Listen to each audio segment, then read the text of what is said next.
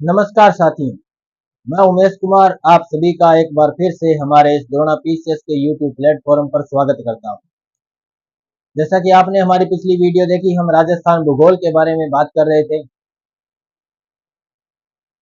हम इस राजस्थान के इस भौतिक प्रदेश के बारे में बात कर रहे थे। इस इतने बड़े भूभाग में कौन कौन से किस प्रकार के भौतिक प्रदेश पाए जाते हैं, हम उनकी चर्चा शुरू कर रहे थे। हमने बात शुरू की थी राजस्थान के भौतिक प्रदेश के इस भौतिक वर्गीकरण के बारे में। हमने इसमें पिछली वीडियो में कुछ डिटेल से चर्चा की थी। यदि आपने हमारी वो वीडियो नहीं देखी है तो आप हमारे चैनल पर जाकर के प्लेलिस्ट में आप वो वीडियो देख सकते हैं। अब तक के सेशन में हमने देखा राजस्थान का स्थिति और विस्तार, राजस्थान की स्थलीय सीमा, राजस्थान का क्षेत्रफल कितना है, राजस्थान में कितने जिले नए बने हैं, राजस्थान के कितने नए संभाग बने हैं, राजस्थान की लंबाई कितनी है, राजस्थान की चौड़ाई कितनी है, राजस्थान का ये नामकरण किस प्रकार हुआ, किस प्रकार से राजस्थान के लिए, इस भौतिक प्रदेश के लिए एक राजस्थान नाम पड़ा, किस प्रकार से राजस्थान के छोटे छोटे रियासतों को जोड़ करके एक बृहद राजस्थान बनाया गया, किस प्रकार से राजस्थान का एकीकरण किया गया, हमने ये भी पिछली क्लासों में देखा। वो सारी क्लासें आप हमारे YouTube प्लेटफॉर्म पे प्लेलिस्ट में देख सकते हैं, आपको वहां मिल जाएगी। उसके बाद दोस्तों हमने प्रारंभ किया था राजस्थान का भौगोलिक वर्गीकरण, जिसमें हमने कुछ व्यक्तियों के नाम देखे जिन्होंने इस राजस्थान के भौतिक प्रदेश के लिए एक भौतिक वर्गीकरण किया है। किस प्रकार से किया है वो भी हमने देखा था। उसके बाद हमने राजस्थान के सामान्य वर्गीकरण को प्रारंभ किया, जिसमें हमने कुछ विशेषताएं देखी और उसके आगे देखेंगे हम उस प्रदेश को और कितने भागों में बांट सकते हैं, किस प्रकार से इस वर्गीकरण को किया जाता है। तो आज हम देखेंगे राजस्थान का भौगोलिक वर्गीकरण। राजस्थान का भौगोलिक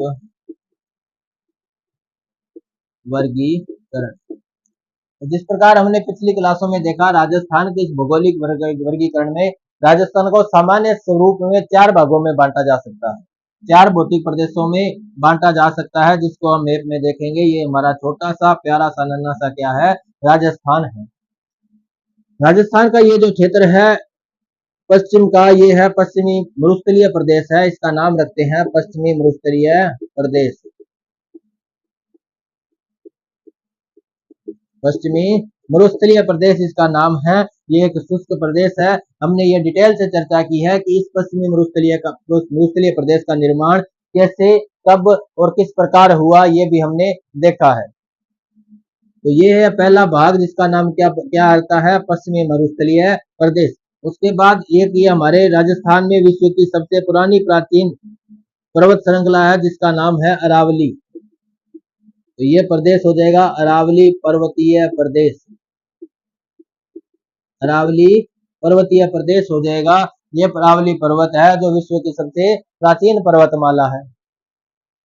उसके बाद हमने एक प्रदेश देखा, ये जो पूर्वी मैदान है, ये जो गंगा यमुना और उसकी सहायक नदियों का ये जो क्षेत्र है, ये दोआब क्षेत्र है। ये जलोढ़ मिट्टी द्वारा सिंचित क्षेत्र है, जलोढ़ मिट्टी वाला क्षेत्र है, उपजाऊ क्षेत्र है। इसे हम कह सकते हैं पूर्वी मैदानी प्रदेश, पूर्वी मैदानी प्रदेश।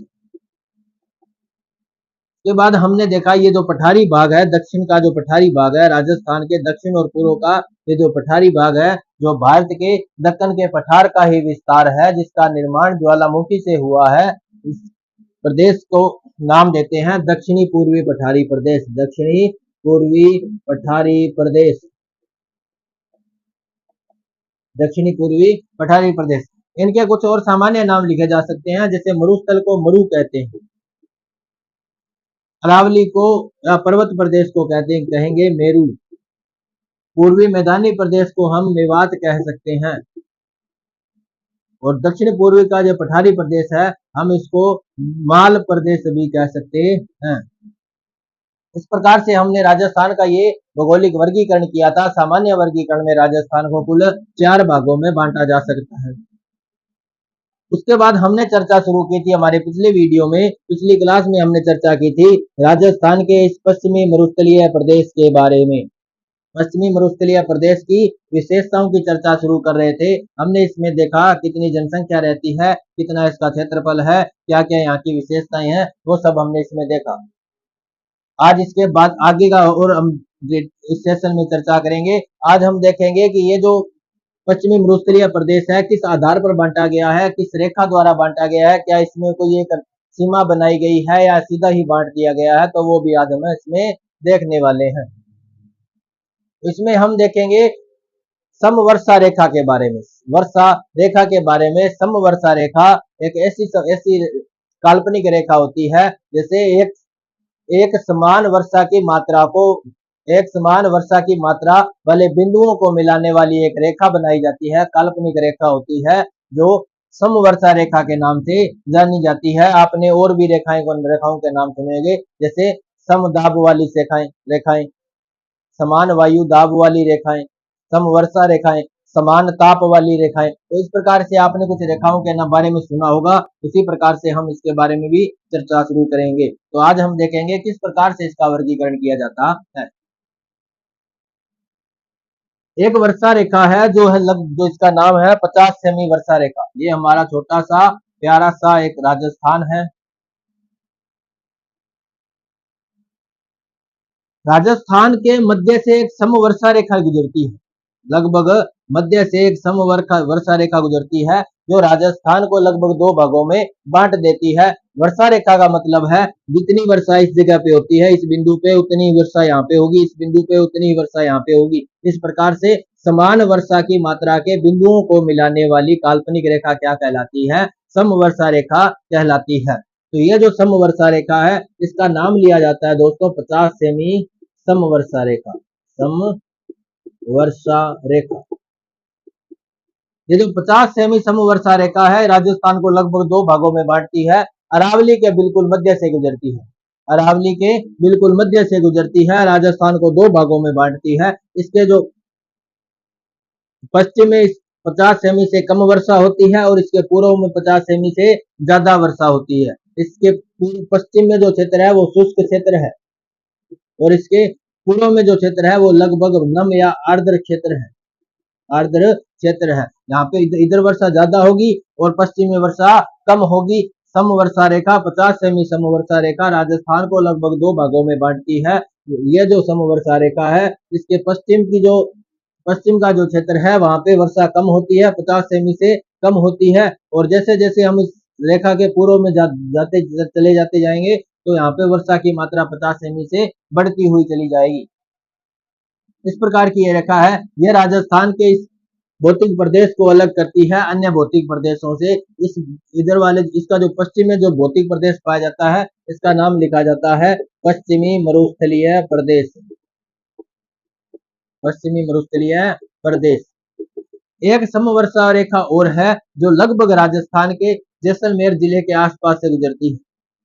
इसका नाम है दोस्तों 0 सेमी समवर्षा रेखा, समवर्षा रेखा। ये समवर्षा रेखा है जो ऐसे क्षेत्रों से गुजरती है जहां वार्षिक औसत वर्षा 0 सेमी रहती है, वर्षा न के बराबर होती है, नगण्य वर्षा होती है। इसलिए इस रेखा को क्या नाम दिया जाता है?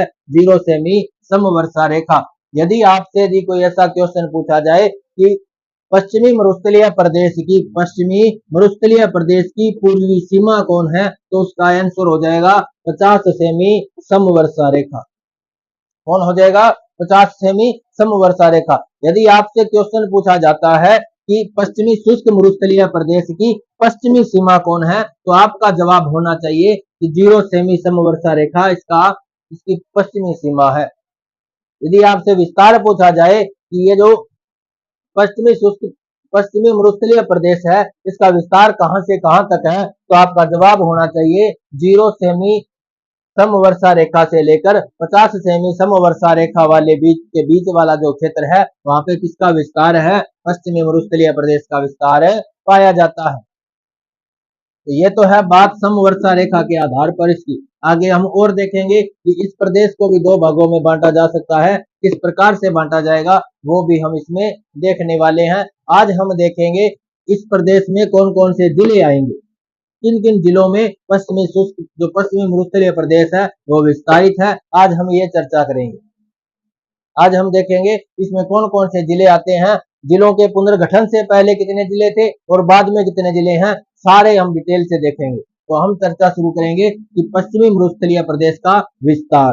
पश्चिमी मरुस्थलीय प्रदेश का विस्तार कितने जिलों में है, कितने जिलों में ये विस्तारित है, वो हम देखने वाले हैं। तो वापस से हम एक छोटा सा मैप बनाएंगे।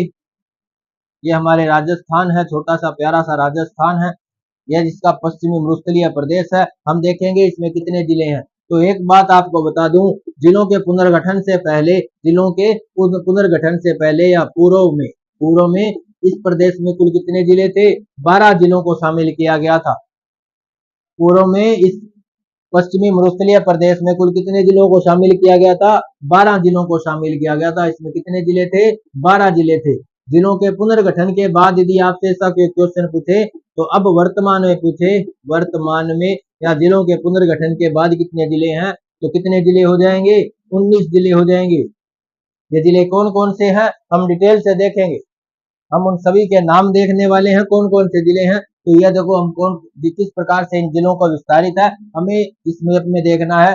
तो मेरा आपसे ये अनुरोध है कि आपको सबसे पहले क्या याद होने चाहिए? राजस्थान के सारे पुराने और नए जिलों के नाम याद होने चाहिए। कौन सा जिला राजस्थान के कहां पर विस्तारित है, कहां पर स्थित है, वो भी आपको पता होना चाहिए। पूरा मैप आपको भरना आना चाहिए, मैप फिल करना आना चाहिए, आपकी मैपिंग अच्छी होनी चाहिए। जब तक आपकी मैपिंग अच्छी नहीं होगी, जियोग्राफी में आपकी पकड़ नहीं होगी, भूगोल में आपकी पकड़ नहीं बनेगी, आपको ये चीजें याद नहीं होंगी। रट लेना, पूरे 33 जिले या पूरे 50 जिले आप कभी एक साथ नहीं लिख पाओगे जब तक आपकी ये मैपिंग अच्छी नहीं है। जब आपकी ये मैपिंग अच्छी हो जाएगी तो आप 33 या 50 टोटल जिलों के नाम याद हो जाएंगे। आपको कौन सा जिला कहाँ स्थित है सब पता चल जाएगा।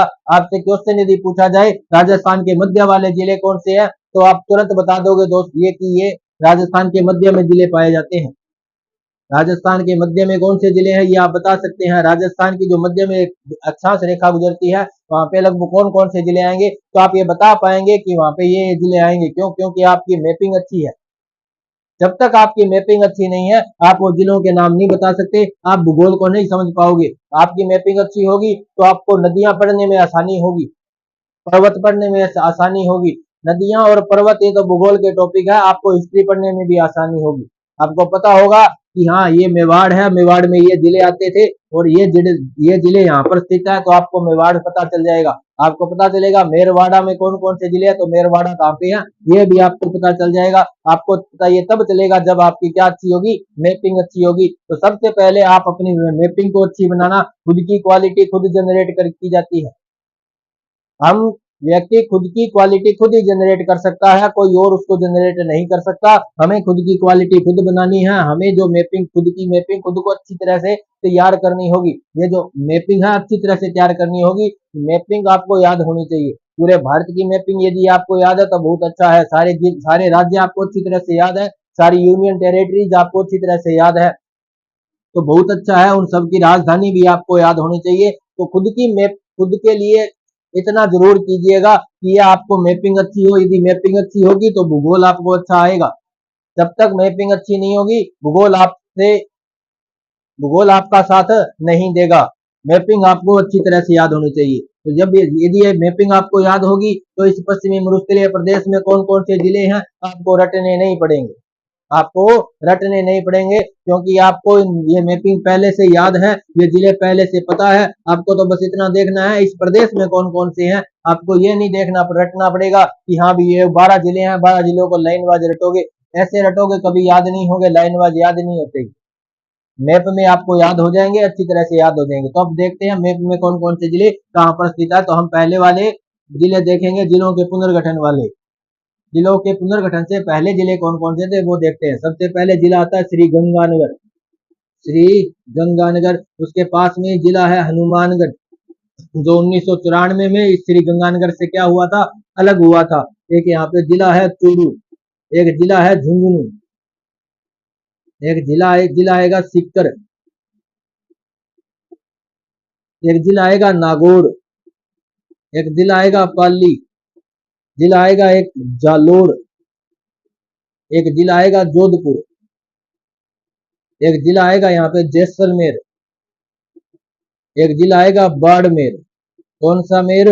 बाड़मेर। जिला आएगा एक बीकानेर, नेर। इस प्रकार से ये 12 जिले पूरे हो जाएंगे। आपको पता ही नहीं चलेगा कब 12 जिले पूरे हो गए, क्योंकि आपकी क्या अच्छी है, मैपिंग अच्छी है। गिन के देख लो, 1 2 3 4 5 6 7 8 9 10 11 और 12, कुल 12 जिले हैं जो इस पश्चिमी मरुस्थलीय प्रदेश में पाए जाते हैं। जिलों के पुनर्गठन से पहले ये 12 जिले थे। कौन कौन से थे? श्री गंगानगर, हनुमानगढ़, चूरू, झुंझुनू, सीकर, नागौर, पाली, जालोर, बाड़मेर, जोधपुर, जैसलमेर, बीकानेर। कुल कितने जिले हुए? 12 जिले हुए, जो पहले इस प्रदेश में पाए जाते थे। वर्तमान में यदि देखें, जिलों के पुनर्गठन के पश्चात यदि जिले देखें तो ये 19 जिले हैं। आपको ये जिले रटने नहीं पड़ेंगे, जब आपको ये जिले याद है, इन जिलों की मैपिंग याद है, तो ये जिले आपको रटने नहीं पड़ेंगे, आपको याद हो जाएंगे। क्योंकि आपको पता होगा कि जालोर से ही एक नया जिला बना है, कौन सा? सांचौर। तो सांचौर जालोर के आसपास ही होगा, न कि दूसरी जगह कहीं चला जाएगा। सांचौर जालोर के पास रहेगा, न कि जयपुर के पास। तो आपको पता होगा जहां से जालोर है वहीं क्या होगा? सांचौर जिला होगा। तो सांचौर जिला भी इसी प्रदेश में शामिल होगा। इन नए जिलों के बाद में देखें तो पहला कौन होगा? सांचौर। एक नया जिला जो बना है बाड़मेर से, नाम क्या आता है? बालोतरा। एक नया जिला जो किससे बना है? जोधपुर से, क्या नाम आएगा? जोधपुर ग्रामीण। जोधपुर ग्रामीण। एक जिला जो इस नागौर से बना है, नाम है डीडवाना कुचामन। डीडवाना कुचामन। एक जिला जो सीकर और झुंझुनू के कुछ क्षेत्र से बना है, क्या नाम है? नीम का थाना। नीम का थाना। कौन सा थाना? तो बोलोगे नीम का थाना। एक जिला जो अलग होकर के बना है श्री गंगानगर और बीकानेर से, नाम क्या आता है? अनूपगढ़। अनूपगढ़। श्री गंगानगर से कौन सा अलग हुआ? अनूपगढ़। एक जिला जो जोधपुर से अलग हुआ, नाम क्या है? फलोदी। एक जिला कौन है? फलोदी। तो इस प्रकार से ये 7 नए जिले हैं जो इस पश्चिमी मरुस्थलीय प्रदेश में जिलों के पुनर्गठन के बाद स्थित होंगे। कौन कौन से जिले होंगे? तो सांचौर जो जालोर से अलग हुआ है, बालोतरा जो बाड़मेर से अलग हुआ है, जोधपुर ग्रामीण जो जोधपुर से अलग हुआ है, डीडवाना कुचामन जो किससे अलग हुआ है? नागौर से, नीम का थाना जो किससे अलग हुआ है? सीकर से, अनूपगढ़ जो किससे अलग हुआ है? श्री गंगानगर और बीकानेर से, लोधी जो किससे अलग हुआ है? जोधपुर से। तो ये 7 जिले ये हो गए और 12 जिले ये पहले वाले। तो कुल कितने जिले हो जाएंगे? 19 जिले। वर्तमान में पश्चिमी मरुस्थलीय प्रदेश में कितने जिले पाए जाएंगे? 19 जिले स्थित होंगे। तो वर्तमान में यदि कोई पूछे, क्वेश्चन यदि पूछा जाए, जिलों के पुनर्गठन के पश्चात पश्चिमी मरुस्थल का विस्तार कितने जिलों में है, तो कितने जिलों में हो जाएगा? 19 जिलों में हो जाएगा। कितने जिलों में हो जाएगा? 19 जिलों में इस पश्चिमी मरुस्थल का क्या हो जाएगा? विस्तार हो जाएगा। इन जिलों को एक बार अलग से लिख लेते हैं ताकि याद हो जाएंगे, आपके नोट्स अच्छे बन जाएंगे। इसका स्क्रीनशॉट अभी आप ले सकते हो। अब इन सभी को अलग से लिखते हैं, साफ साफ लिख लेते हैं, ये नाम कौन कौन से हैं।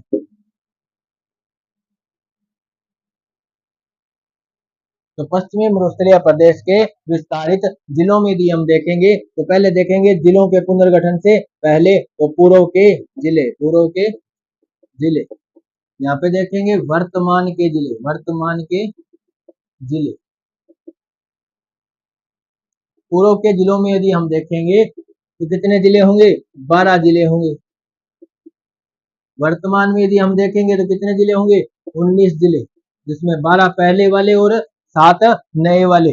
अब देखो 12 जिले कौन कौन से हैं, तो आपको याद हो जाएगा कौन कौन से जिले? श्री गंगानगर, हनुमानगढ़,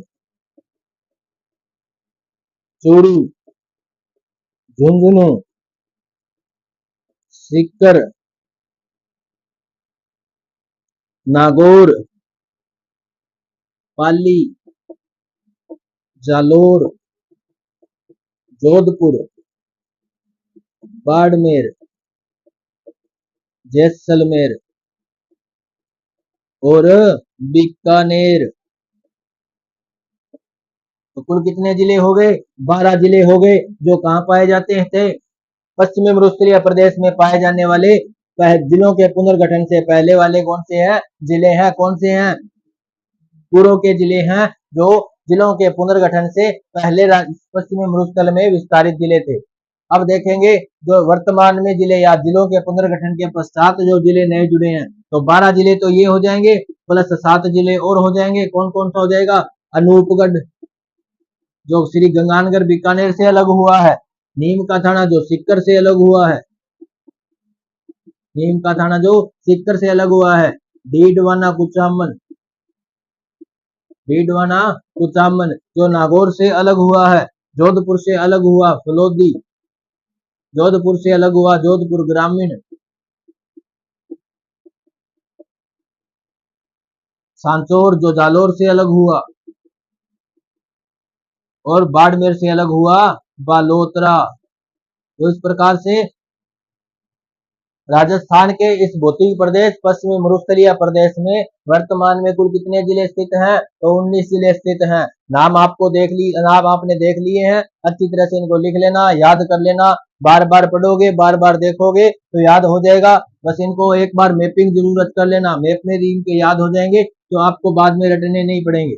इस प्रकार से राजस्थान का ये जो पश्चिमी मरुस्थल है कुल कितने जिलों में विस्तारित है वर्तमान में? तो 19 जिलों में विस्तारित है। अब हम देखेंगे क्या इस पश्चिमी मरुस्थलीय प्रदेश को भी और भागों में बांटा जा सकता है या नहीं बांटा जा सकता, तो कुछ इस प्रकार की विशेषताएं भी इसमें देखेंगे।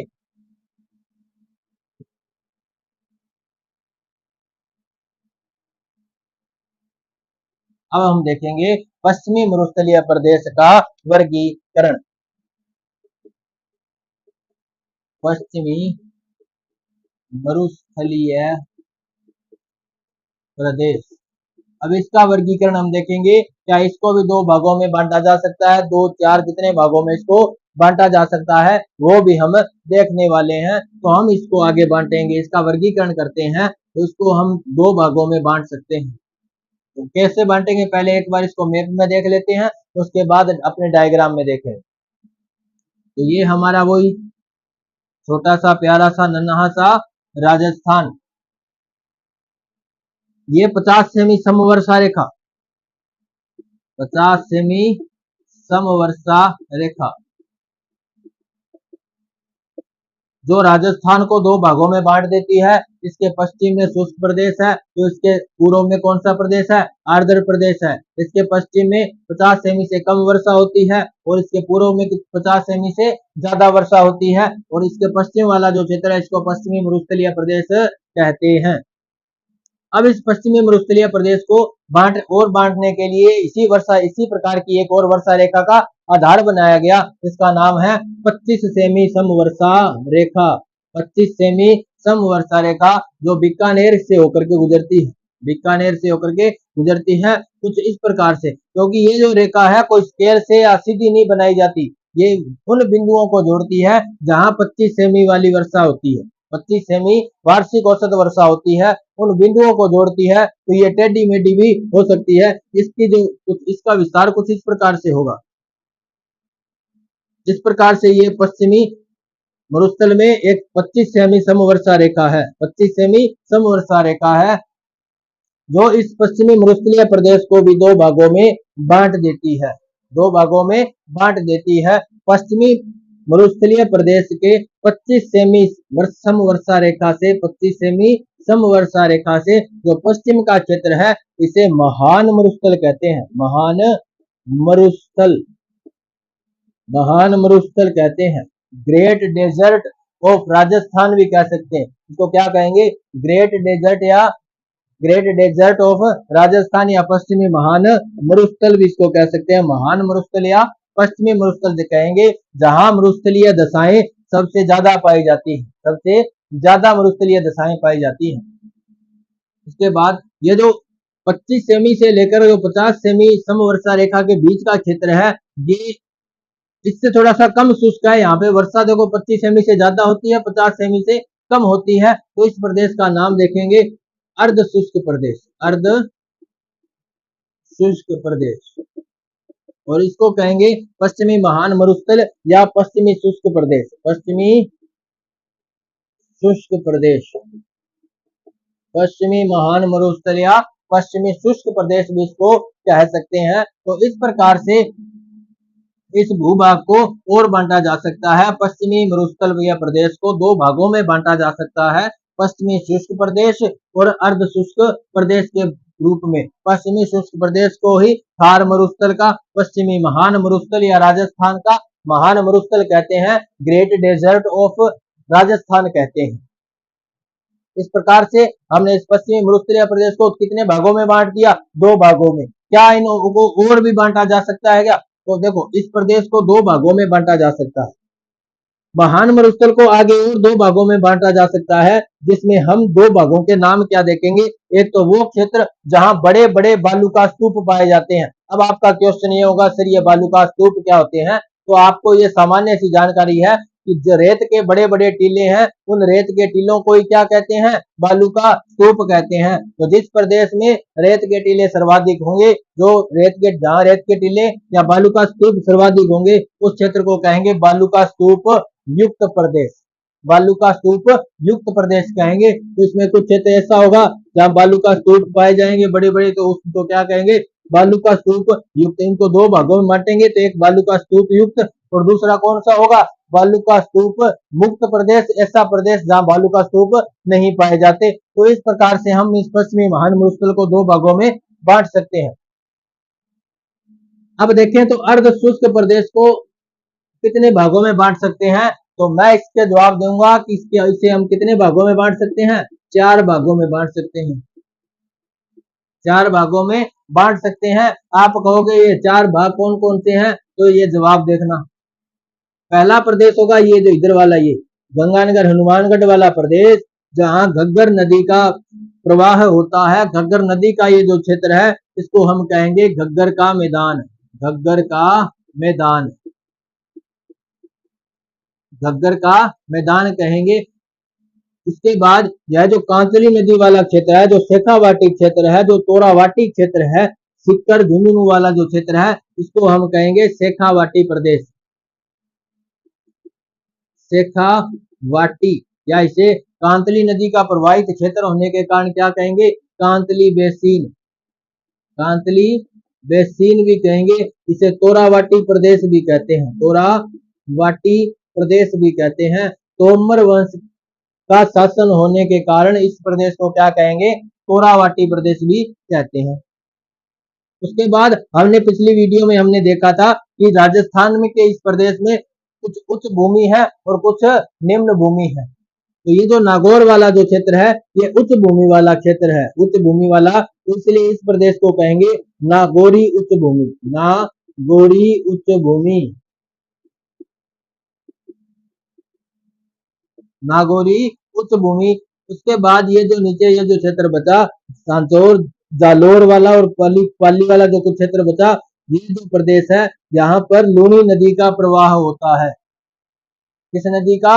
लूनी नदी का प्रवाह होता है, जिसे कालिदास जी ने क्या कहा था? अंतः सलीला कहा था। जो आदि खारी और आदि क्या है? मीठी नदी है। आदि खारी और आदि मीठी नदी के नाम से भी विख्यात है लूनी नदी। तो लूनी नदी वाला ये जो क्षेत्र है, इसको कहेंगे लूनी बेसिन। लूनी बेसिन। तो इस प्रकार से इस पश्चिमी मरुस्थलीय प्रदेश को और छोटे छोटे भागों में भी बांटा जा सकता है। अलग अलग विशेषताओं के आधार पर इस प्रदेश को और बांटा जा सकता है। तो हमने पहला बांटा पश्चिमी मरुस्थलीय प्रदेश को दो भागों में। किस आधार पर बांटा? तो वर्षा के आधार पर बांटा। वर्षम 25 सेमी सम वर्षा रेखा इस पश्चिमी मरुस्थलीय प्रदेश को दो भागों में बांटती है। पहला है पश्चिमी महान मरुस्थल, और 25 सेमी सम वर्षा रेखा के जो पूर्व में जो क्षेत्र है, वो क्या कहलाता है? अर्ध शुष्क प्रदेश कहलाता है। पश्चिमी महान मरुस्थलीय प्रदेश को हमने दो भागों में बांटा, बालू का स्तूप युक्त और बालू का स्तूप मुक्त। बालू का स्तूप युक्त और दूसरा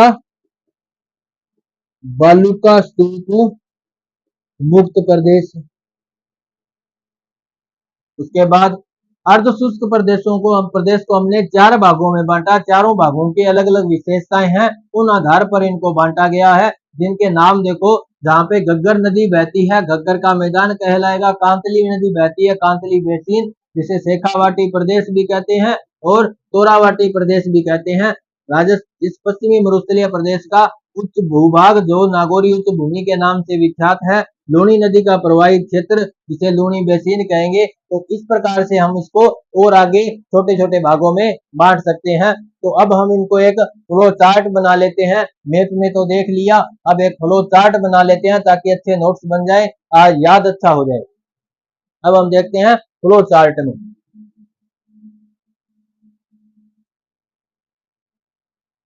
पश्चिमी मरुस्थलीय प्रदेश को हमने दो भागों में बांटा। किसके आधार पर बांटा? वर्षा रेखा के आधार पर बांटा, वर्षा की मात्रा के आधार पर बांटा। ऐसा क्षेत्र जहां एक का नाम लिया हमने पश्चिमी शुष्क प्रदेश, या इसी क्या कहते हैं? महान मरुस्थल कहते हैं, महान मरुस्थल भी कहते हैं। यहाँ की जो वर्षा है या इस क्षेत्र का जो विस्तार है वो 0 सेमी समवर्षा से लेकर के 25 सेमी समवर्षा रेखा तक है। यानी यहाँ पर जो वर्षा होती है वो 0 सेमी से लेकर के 25 सेमी के बीच में सालाना या वार्षिक औसत वर्षा होती है। दूसरा प्रदेश अर्ध शुष्क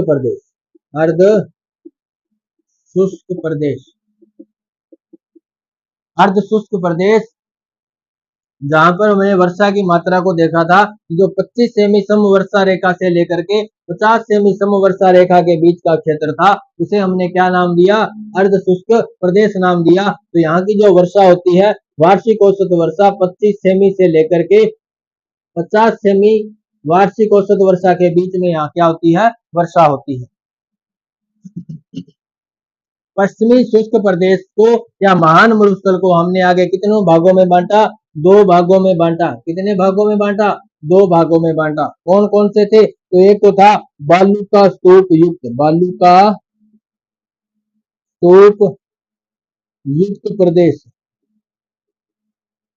बालू का स्तूप युक्त प्रदेश था। दूसरा कौन सा था? बालू का स्तूप मुक्त प्रदेश था, बालू का स्तूप मुक्त प्रदेश था। बालू का स्तूप युक्त प्रदेश और बालू का स्तूप मुक्त प्रदेश, इस प्रकार से हमने इस पश्चिमी शुष्क प्रदेश को आगे बांटा था। ये जो बालू का स्तूप मुक्त प्रदेश है इस पश्चिमी मरुस्थलीय प्रदेश का 58% है, 58.5% हिस्सा रखता है। पश्चिमी शुष्क प्रदेश में जो बालू का स्तूप युक्त प्रदेश है, बालू का स्तूप युक्त क्षेत्र है वो कितना है? 58.5% क्षेत्र है जो इस पश्चिमी शुष्क प्रदेश का हिस्सा है। इस पश्चिमी शुष्क प्रदेश के कुल क्षेत्रफल का 58.5% हिस्सा क्या है? बालू का स्तूप युक्त है, और बच गया जो 41.5 हिस्सा किसका है? बालू का स्तूप मुक्त प्रदेश का है। 41.5% हिस्सा किसका है? बालू का स्तूप मुक्त प्रदेश का है। अब हम देखते हैं कि अर्ध शुष्क प्रदेश को आगे और कितने भागों में बांटा जा सकता है, तो वो देखते हैं। अर्ध शुष्क जो प्रदेश है इसको हम आगे 4 भागों में बांट सकते हैं, इसकी अलग अलग विशेषताओं के आधार पर। तो इसको हम कितने भागों में बांटेंगे? 4 भागों में। कौन कौन से भाग है, नाम देख लेते हैं। पहला है घग्गर मैदान, घग्गर बेसिन या घग्गर का मैदान,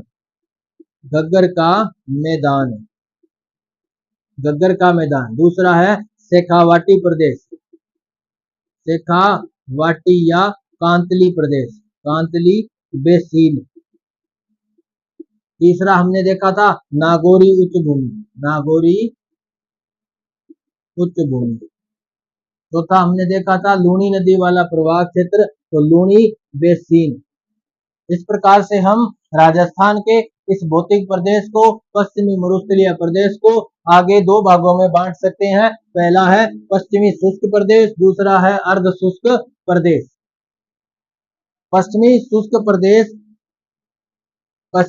शुष्क प्रदेश जो 0 सेमी से लेकर के 25 सेमी समवर्षा रेखा के बीच का क्षेत्र है, जहां वार्षिक औसत वर्षा 0 सेमी से 25 सेमी तक होती है। ये वो क्षेत्र है जिसको आगे 2 भागों में बांट सकते हैं। बालू का स्तूप युक्त प्रदेश, जहां सर्वाधिक क्या पाए जाते हैं? बालू का स्तूप पाए जाते हैं, रेत के बड़े बड़े टीले पाए जाते हैं। उसके बाद में बालू का स्तूप मुक्त प्रदेश, जहां रेत के टीले नहीं पाए जाते। तो अब आप कहोगे जहां ये रेत के टीले नहीं पाए जाते वहां क्या पाया जाता है? तो वहां पहाड़ियां पाई जाती हैं, कुछ पथरीला क्षेत्र पाया जाता है। उसके बाद हमने देखा अर्ध शुष्क प्रदेश, जिसको हम 4 भागों में बांट सकते हैं। घग्गर का मैदान, शेखावाटी प्रदेश या कांतली बेसिन, नागौरी उच्च भूमि, लूणी बेसिन, लूणी नदी वाला प्रवाहित क्षेत्र। तो आज हम शुरू करेंगे आगे।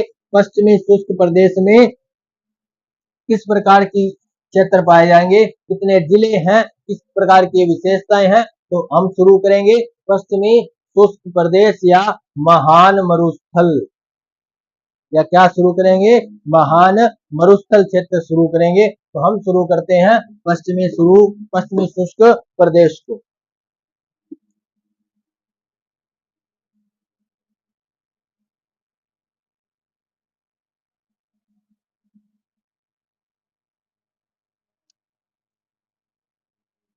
पश्चिमी शुष्क प्रदेश,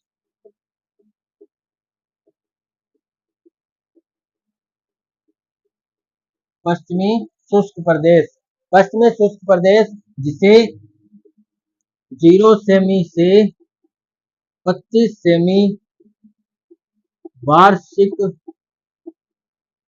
औसत वर्षा वाला क्षेत्र, वर्षा वाला प्रदेश, जहां वार्षिक वर्षा कितनी होती है, 0 सेमी से लेकर के 25 सेमी तक वर्षा होती है, वो प्रदेश क्या कहलाएगा, पश्चिमी शुष्क प्रदेश। यदि आपसे पूछे जाए कि पश्चिमी शुष्क प्रदेश की पश्चिमी सीमा कौन सी है, पश्चिमी सीमा क्या है, तो आप बताओगे 0 सेमी समवर्षा रेखा, समवर्षा रेखा।